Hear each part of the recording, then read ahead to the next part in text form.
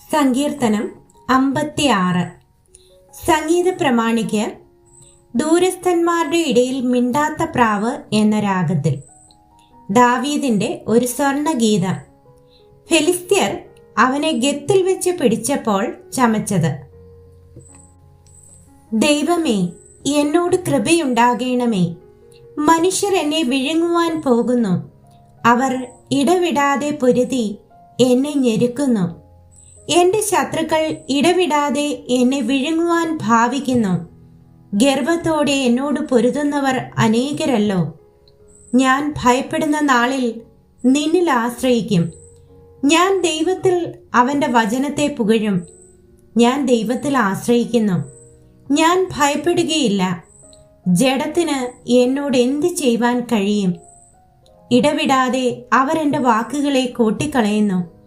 അവരുടെ വിചാരങ്ങളൊക്കെയും എൻ്റെ നേരെ തിന്മയ്ക്കായിട്ടാകുന്നു. അവർ കൂട്ടം കൂടി ഒളിച്ചിരിക്കുന്നു. എൻ്റെ പ്രാണനായി പതിയിരിക്കും പോലെ അവർ എൻ്റെ കാലടികളെ നോക്കിക്കൊണ്ടിരിക്കുന്നു. നീതികേടിനാൽ അവർ ഒഴിഞ്ഞു പോകുമോ? ദൈവമേ, നിന്റെ കോപത്തിൽ ജാതികളെ തള്ളിയിടേണമേ. നീ എൻ്റെ ഉഴൽച്ചകളെ എണ്ണുന്നു.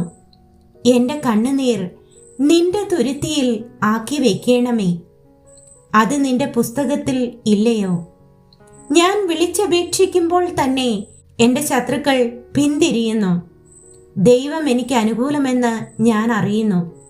ഞാൻ ദൈവത്തിൽ അവൻ്റെ വചനത്തെ പുകഴും. ഞാൻ യഹോവയിൽ അവൻ്റെ വചനത്തെ പുകഴും. ഞാൻ ദൈവത്തിൽ ആശ്രയിക്കുന്നു. ഞാൻ ഭയപ്പെടുകയില്ല. മനുഷ്യൻ എന്നോട് എന്ത് ചെയ്യുവാൻ കഴിയും? ദൈവമേ, നിനക്കുള്ള നേർച്ചകൾക്ക് ഞാൻ കടപ്പെട്ടിരിക്കുന്നു. ഞാൻ നിനക്ക് സ്തോത്രയാഗങ്ങളെ അർപ്പിക്കും. ഞാൻ ദൈവത്തിൻ്റെ മുൻപാകെ ജീവന്റെ പ്രകാശത്തിൽ നടക്കേണ്ടതിന് നീ എൻ്റെ പ്രാണനെ മരണത്തിൽ നിന്നും എൻ്റെ കാലുകളെ ഇടർച്ചയിൽ നിന്നും വിടുവിച്ചുവല്ലോ.